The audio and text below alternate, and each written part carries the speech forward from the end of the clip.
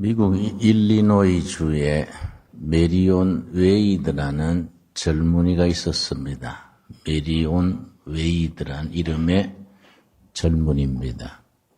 사고를 당해서 두 눈을 실명당하게 됐습니다. 한창 나이에 두 눈에 실명하게 되니까 너무 낙심해서 방에만 들어앉아서 눈물로 세월을 보냈습니다. 그렇게 낙심 중에 한숨 쉬며 눈물로 세월을 보내다가 하나님 앞에 엎드려서 호소하기 시작했습니다. 하나님, 제가 이 젊은 나이에 왜 눈이 멀어 폐인이 돼야 하는지요? 하나님 앞에 눈물로 호소를 했더니 어느 순간에 은혜가 임했습니다. 가슴에 벅차는 감동을 느끼고 삶의 의욕이 생기고 어떤 역경도 좌절도 극복하겠다는 용기가 솟았습니다. 은혜를 받게 되면 성령님의 위로가 임하고 어떤 좌절도 극복할 수 있는 용기를 지니게 되는 것, 그것이 은혜 받은 사람의 특성입니다. 그래서 이제 삶의 의욕이 생기고 용기가 생기니까 이제 손가락으로 글자 읽는 걸 익혀서 회사를 세웠습니다. 회사 이름이 마스터 서비스 컴퍼니라는 회사입니다. 용기를 가지고 회사를 운영했는데 회사의 기업 경영 원칙을 뭘 세웠냐면은 고린도전서 10장 31절입니다. 우리 한번 찾아보겠습니다. 기업 경영의 기본 정신을 고린도전서 10장 31절을 기업 경영의 원칙을 세웠습니다. 고린도전서 10장 31절입니다. 그런즉 너희가 먹든지 마시든지 무엇을 하든지 다 하나님의 영광을 위하여 하라. 우리 한번 같이 읽겠습니다. 그런즉 너희가 먹든지 마시든지 무엇을 하든지 다 하나님의 영광을 위하여 하라. 무엇을 하든지 하나님의 영광을 위하여 한다. 기업 경영의 기본 신조를 그렇게 세우고 두 가지 목표를 세웠습니다. 기업의 목표지요. 함께 일하는 종업원들이 행복하게 보람을 누리게 한다. 같이 일하는 동료들이 마스터 서비스 컴퍼니에 일하는 것이 보람되고 행복하도록 종업원 만족이지요. 두 번째는 고객을 만족시키는 기업을 한다. 그 두 가지 목표를 세우고 모든 일을 하나님의 영광을 위해서 한다. 이런 기본 정신을 실천하기 위해서 열심히 했는데 종업원들이 만족하게 되고 종업원들이 행복해지고 보람을 느끼니까 고객들을 잘해주게 되고 그 기업의 풍토 문화가 아주 밝고 명랑한 분위기가 돼서 고객들이 와서 서로 친밀감을 느끼고 해서 이익이 증대가 돼서 몇 년 전 통계를 보니까 8조 원의 매출을 올리는 데까지 성장을 했다. 그런 글을 읽었습니다. 좌절해 있고 낙심해 있다가 하나님으로부터 오는 위로, 용기를 느끼는 것. 이게 요한계시록이 쓰여진 목적입니다. 요한계시록이 왜 쓰여졌느냐? 1세기 말 로마 제국의 큰 박해가 교회에 밀어닥쳤습니다. 박해 속에서 더러는 변절하고 온갖 고문을 받고 사형당하고 극심한 핍박 중에서 그때 초대교회 성도들이 정말 힘든 세월을 보냈습니다. 그때에 위로를 주고 용기를 주려고 어떤 시련과 핍박도 능히 맞서서 극복해 나갈 수 있는 용기, 그 역경 중의 위로, 그걸 주기 위해서 요한계시록이 편지로서 쓰여진 겁니다. 요한계시록을 어렵다 그러고 요한계시록이 또 때로는 위험하다 그러고 해서 그냥 덮여져 있는 책입니다. 신앙생활하면서 성도님들이 요한계시록을 잘 읽지를 못해요. 그리고 교회에서도 잘 가르치는 경우가 드문 책이 요한계시록입니다. 그래서 누가 말하기를 요한계시록은 그냥 덮여져 있는 책이다. 그렇게 표현도 합니다.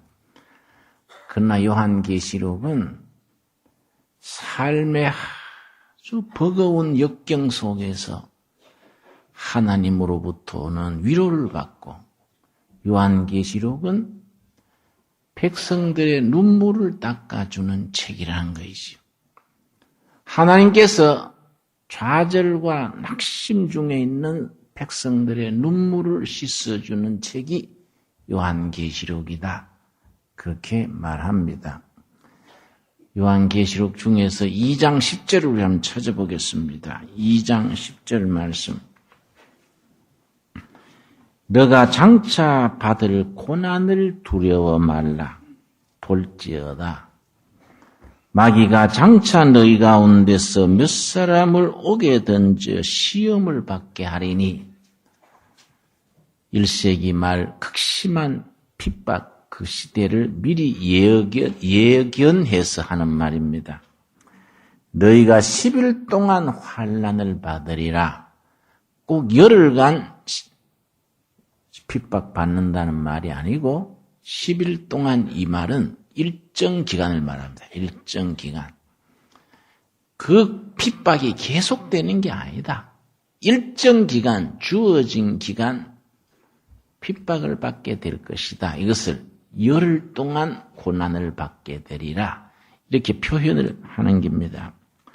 너가 죽도록 충성하라. 그리하면 내가 생명의 멜루간을 너게 주리라.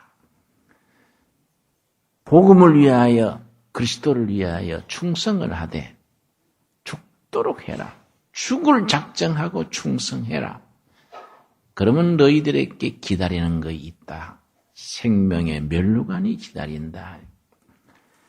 7장 17절 말씀 보면은 요한계시록에 쓰여진 근본 동기가 나옵니다. 7장 17절. 이런 말씀이 우리가 요한계시록을 읽으면서 우리 마음에 주어지는 위로와 용기가, 이런 말씀이 있습니다. 7장 17절 말씀. 이는 보호자 가운데 계신 어린 양이 저희의 목자가 되사 생명수 샘으로 인도하시고, 그다음 같이 읽겠습니다. 하나님께서 저희 눈에서 모든 눈물을 씻어 주실 것이미러라. 핍박과 좌절 중에 있는 백성들에게 눈물 씻어 주시는 하나님. 하나님께서 너희 눈에서 눈물을 씻어 주리라. 끝부분에 21장 4절도 마찬가지입니다. 계시록 21장 4절 말씀.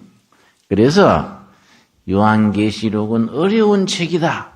읽어도 무슨 말인지 모르겠다. 이렇게 덮어두지 말고 읽고 또 읽는 가운데 하나님의 진면목, 복음의 진수를 접할 수 있어야 합니다. 자, 3절부터 읽습니다. 21장 3절. 내가 들으니 보호자에서 큰 음성이 나서 가로되 보라, 하나님의 장막이 사람들과 함께 있으며 하나님이 저희와 함께 거하시리니 저희는 하나님의 백성이 되고 하나님은 친히 저희와 함께 계셔서. 그 다음 뭘로 시작합니까? 모든 눈물을 그 눈에서 씻기심에, 그 눈에서 눈물을 씻기심에 다시 사망이 없고 애통하는 것이나 곡하는 것이나 아픈 것이 다시 있지 아니하리니 처음 것들이 다 지나갔음이러라. 이런 본문을 읽을 때에 이 편지가 요한계시록은 서신이거든요. 사도 요한이 소아시아 지방에 있는 7 교회에게 보내는 편지 형식입니다. 이 편지가 쓰여지던 그 당시에 어떤 정황에 있었느냐? 예수를 믿는다는 것 때문에 사형장으로 끌려가고 고문을 받고 그런 정황 속에서 너희들의 눈물을 씻어주시고 하나님이 너희와 함께 계셔서 거기에 고통이 없고 사망이 없고 아픔이 없는 그 위로, 삶에 대한 용기, 미래에 대한 비전과 승리, 이런 목표를 가지고 요한계시록을 쓴 겁니다. 그 중에서 7 교회에 보내는 편지 중에서 오늘은 에베소 교회에 이어서 2번째 서머나 교회, 3번째 버가모 교회에 오늘 차례입니다. 요한계시록 2장 8절 말씀. 서머나 교회의 사도 요한이 지금 보내는 편지입니다. 사도 요한은 당시의 반체제 인사, 정치범으로 감옥이 아니죠. 반모섬에 유배를 당하고 있었습니다. 반모섬은 영어로는 페트모스 아일랜드, 페트모스 섬인데 번역할 때 반모섬이라 번역을 했습니다. 소아시아 지방 에베소 항구에서 멀지 않는 곳에 있는, 우리나라로 말하면 그저 거제도 정도가 되는 섬인데 마실 물이 부족하고 바위로 된 산이고 밤에는 대단히 춥습니다. 거기에 사도 요한이 반체제 인사로 로마 정부가 황제 숭배를 강요하니까, 황제 숭배를 거부하니까 정치범이 된 거지요. 정치범으로 반모섬에 유배돼 있으면서 지금 또 반모섬에 가면은 계시 동굴이 있습니다. 그 계시 동굴에 엎드려서 사도 요한이 지금 계시를 받는 겁니다. 환상 중에서 보는 것을 사도 요한이 쭉 말로 하면 옆에 수행원 비서지요. 그걸 받아 적는 겁니다. 지금도 가면 그 계시 동굴이 있습니다. 이 요한계시록에 그 천둥이 치고 하는 그 장면이 나옵니다. 그 계시 동굴에는 그때 천둥 칠 때에 갈라졌다고 해서 바위가 갈라진 그런 흔적도 다 있습니다. 거기서 1년 반 동안의 요한계시록을 환상 중에 썼는데 요한계시록을 다 쓰고 나니까 그 황제 숭배를 강요하던 도미티안 황제가 갑자기 암살을 당했어요. 갑자기 죽으니까 황제 숭배의 이 강요가 없어지고 사도 요한이 석방이 돼가지고 풀려났습니다. 그 에베소시에 와서 로후를 보냈지요. 이제 역사적인 배경입니다. 자, 2장 8절 서머나 교회에 주는 말씀을 읽겠습니다. 서머나 교회의 사자에게 편지하기를 처음이요 나중이요 죽었다가 살아나신 이가 가라사대. 9절 우리 같이 읽겠습니다. 내가 너 환난과 궁핍을 아노니 실상은 너가 부요한 자니라.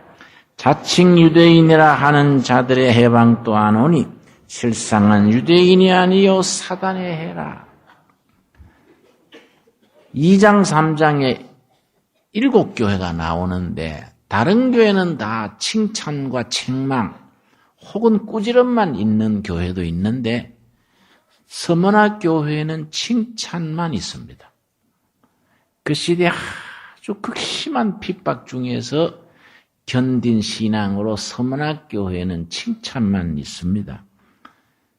모진 환난과 궁핍한 중에 있었지만은 성령은 이르시기를 실은 네가 부자다.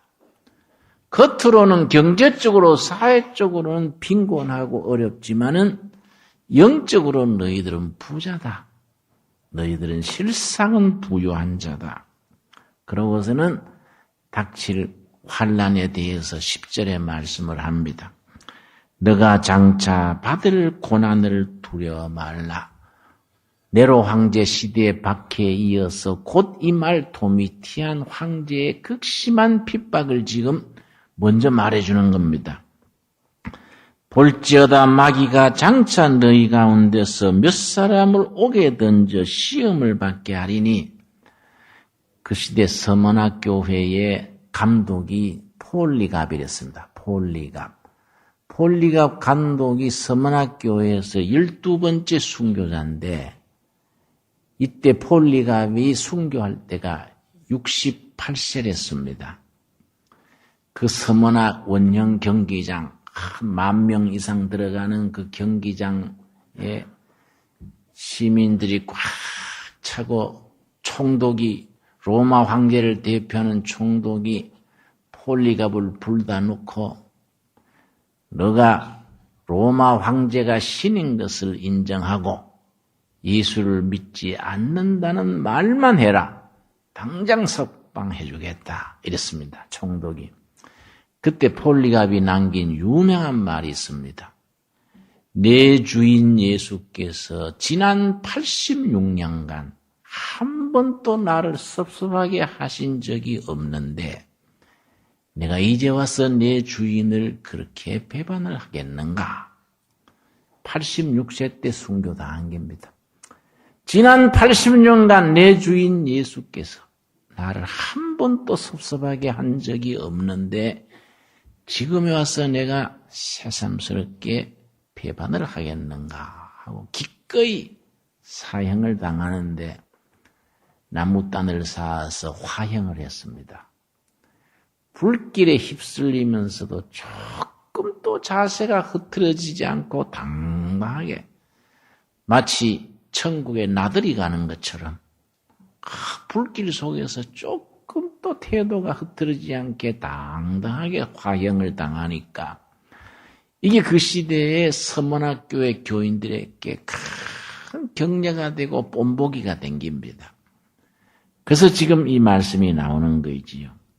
네가 열흘 동안 환난을 받으리라. 죽도록 충성해라. 그러면 네가 생명의 면류관이 기다리고 있다. 그래서 우리 순교사의 폴리갑의 순교가 아주 유명합니다. 그러고서는 11절 말씀에 귀 있는 자는 성령이 교회들에게 하시는 말씀을 들을지어다. 그 다음 뭐라 그랬습니까? 이기는 자는 둘째 사망의 해를 받지 아니하리라. 우리는 이 땅에서 첫째 사망에 매여가지고 왜든지 오래 살고 죽지 않으려고 온갖 일을 다, 방법을 다 동원합니다. 그러나 이 본문에서는 첫째 사망은 안중에 없는 겁니다. 영혼의 사망. 진정한 사망, 둘째 사망에 이르지 않는다. 그래서 복음의 약속이 이 땅에 속한 약속이 아니다. 둘째 사망. 그럼 그에 보면은 2절에서도 2장 7절에서도 보면은 약속하는 차원이 다릅니다. 이 땅에서 잘 먹고 잘 살고 이런 약속이 아니고 2장 7절 말씀.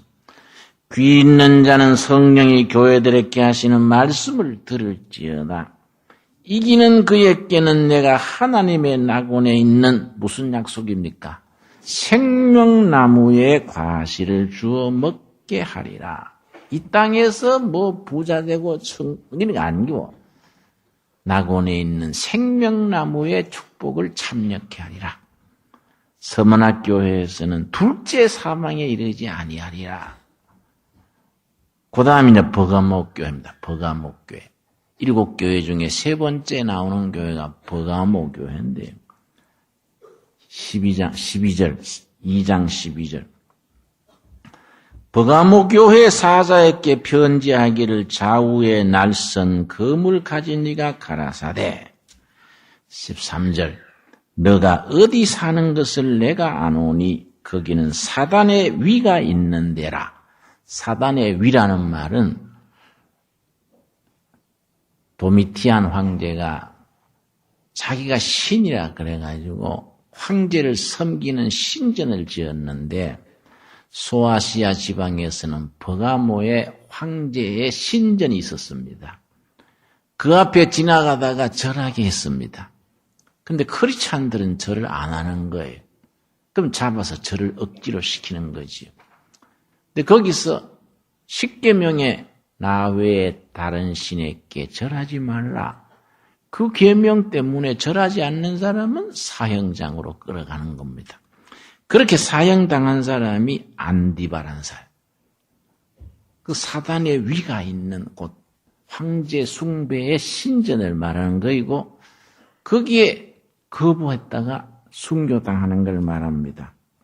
14절 말씀. 그랬는데 버가모 교회에 대해서 책망하는 바가 있습니다. 14절입니다. 그러나 너게 두어 가지 책망할 것이 있나니 거기 너게 발람의 교훈을 지키는 자들이 있도다. 발람의 교훈은 뭐냐 하면은 발람의 교훈, 이 상당히 중요한 말이지요. 황제 숭배를 강요하니까 타협을 하는 겁니다. 이 발람의 교훈이란 말은 민수기에 나오는 발람 선지자가 꼬임을 받아가지고 백성들로 타협하게 해서 부패시키는 거지. 발람의 교훈은 자기의 이익과 편의를 위해서 원칙을 어기고 타협하는 것을 발람의 교훈이라 그럽니다. 황제 신전에 절하는 것이 안 되는 줄 아는데 어떻게 타협하느냐 하면은 그거는 정치적인 행위일 뿐이야. 영적인 관계 없어. 그냥 정치 행위니까 적당히 절하고 넘어가지. 이 발람의 교훈입니다. 거기 절하는 것이 사는 길이고 거기 거부하면 죽는 길이니까 합리화하는 거이지요. 그 절하는 것이 뭐 정치적인 사건이지 영적인 문제는 아니지 않냐. 그냥 절하고 넘어가지고 속으로만 하나님 믿으면 되지. 이런 생각하는 거이지. 발람의 교훈이라고 표현합니다. 우리나라의 경우에 영락교회를 세우신 우리 후배들이 존경하던 목사님이 한경직 목사님인데 한경직 목사님이 1992년에 종교계의 노벨상이라는 템플톤상을 받게 됐습니다. 미국에 있는 템플톤 재단에서 그 상금이 12만 달러입니다. 뭐 적은 상금이 아니지요.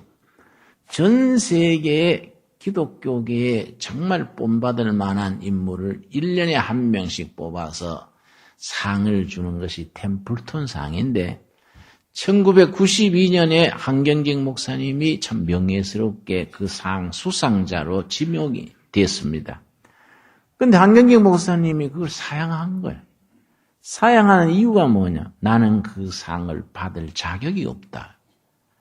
영락교회 교인들이나 한국교회 지도자들이 무슨 말씀이세요? 그 영광스러운 상을 왜 사양을 하세요? 본인을 뿐 아니라 한국교회를 위해서도 받으셔야 됩니다. 그랬더니 한경직 목사님이 뭘 말씀하셨냐면은 1940년대 해방 직전에 일본이 전국에다가 일본 천황을 신으로 받드는 신사를 세웠습니다. 전 일본 본토나 조선 반도의 사람들이 신사에 가서 절하게 했습니다. 일본 천황은 신이다. 그걸 동방요배라 그러지요.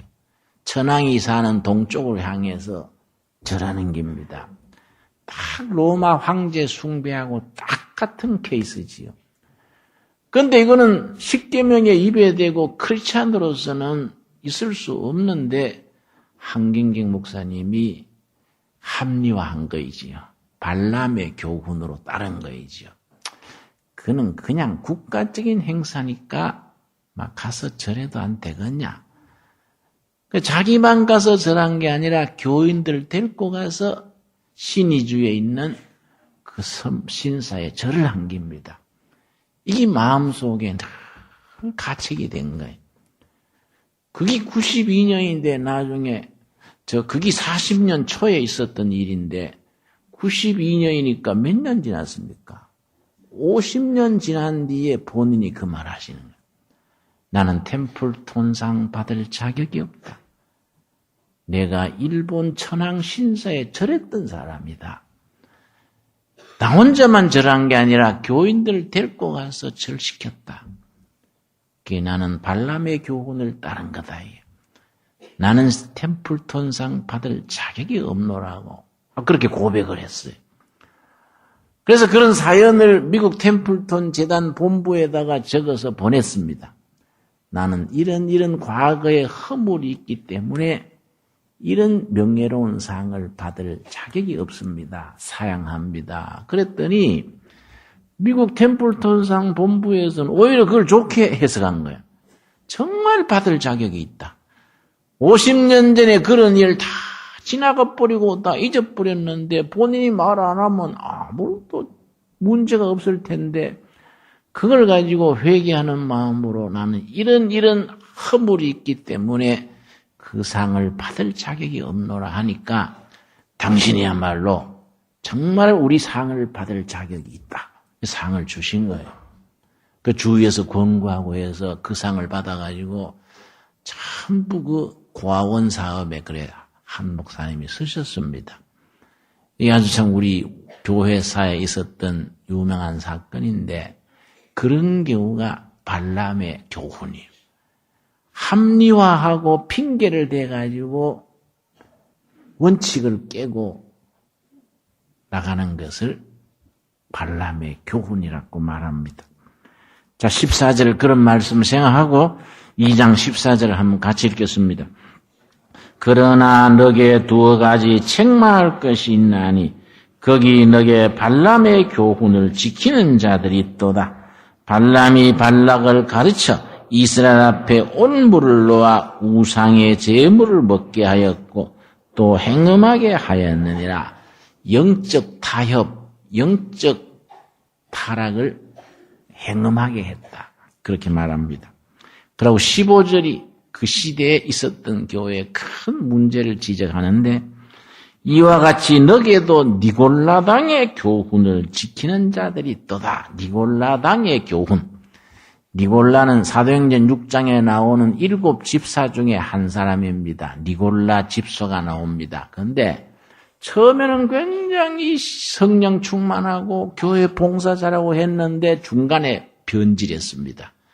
그래서 초대교회 니골라당이 큰 사이비로 떨어졌는데 니골라당의 교훈은 두 가지입니다. 첫째는 노스티시즘, 영지주의가 그래가지고 영은 거룩한데 육은 이건 하찮은 거다. 영육을 딱 갈라가지고 영적으로만 바로 서 있으면 육신은 뭐 간음해도 괜찮고 거짓말해도 괜찮고 육신은 이건 아무것도 아니니까 멋대로 살아도 되는 거다. 영적으로만 바른 깨달음, 바른 지식 가지면 된다. 이래가지고 영지주의자들은 니골라당은 행실이 막 문란해진 거 있죠. 이 니골라당의 첫 번째고 니골라당의 두 번째는 뭐였냐? 교회 안의 계급주의입니다. 목사는 거룩하고 신부님은 거룩하고 교인들은 아무것도 아니다. 그냥 목사님이 교회에서 시킨 대로만 따라하면 되는 거이다. 계급주의지. 성경적인 원칙은 그런 게 아니거든요. 초대교회 사도들이 다 그때야 목사도 아니고 장로도 아니고 그냥 은혜 받고 열심히 목숨 걸고 전한 거죠. 순교한 스데반 집사지요. 사도들이 다 그때야 그런 교직자 제도가 없었지 않습니까? 교회 역사도 그렇습니다. 장로교를 세운 칼빈이 그냥 평신도지요. 미국의 무디 같은 사람은 그냥 신학교 근처도 안 갔던 사람입니다. 찰스 피니 같은 사람은 그냥 사무실에서 행정 일하던 회사원인데 성령 받고 큰 일꾼이 된 거지요. 너무 교회가 이 계급 제도, 목사, 장로는 위에 있고 교인들은 바닥에 있고 이런 바람직하지 못한 걸 니골라당이라. 너희들 속에 벌써 니골라당이 있다. 성직자와 평신도를 갈라놓고 이런 생각들이 있다. 합당치 않다. 책망하는 거죠. 그 결론이 뭡니까? 16절입니다. 16절이 우리들에게 깨우치는 말씀이죠. 그러므로 뭡니까? 회개하라. 회개하라. 문제는 회개하면 되는 것이다.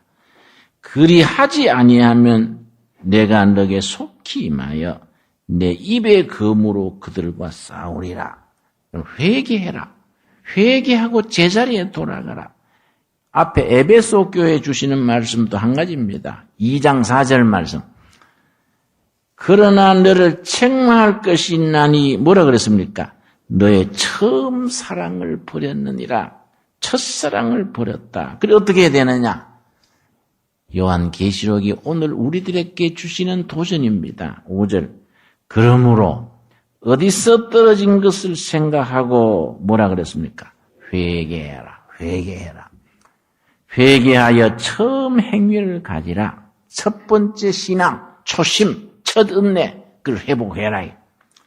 만일 그러하지 아니하고 회개치 아니하면 내가 너에게 임하여 너 촛대를 그 자리에서 옮길 것이다. 그래서 여러분, 그 에베소 7교회 그 자리가 아주 그 시대에는 부흥했었는데 뒤에 7교회 그 지역이 다 부패하고 타협하고 니골라당 교훈 따라가고 발람의 교훈 따라가서 세월이 지난 뒤에는 너무 부패했어요. 심지어 성직 매매도 하고 말이지. 성직자들이 도박판을 벌리고 촛대가 옮겨져서 그 지역 전체가 이슬람 지역이 돼버린 겁니다. 지금은 교회는 빈터만 있어요. 관광객들이 가면 여기는 옛날 에베소 교회 자리다. 여기는 옛날 서문학교에 계셨다. 그 부근에 전부 이슬람 모스크가 다 차지해버린 겁니다. 촛대가 옮겨진 거이지요. 어느 시대에나 주시는 권고와 위로와 용기, 그리고 교훈의 말씀으로 받을 수 있기를 바랍니다. 기도하겠습니다. 오늘 또 우리 성리를 맞아 둘의 가족들 주님 앞에 나와서 말씀을 통해서 위로를 받고 세상을 이길 수 있는 삶의 용기를 주심을 감사드립니다.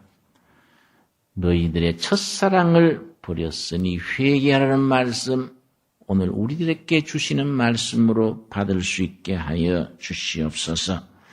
무엇을 하든지 하나님의 영광을 위하여 하라.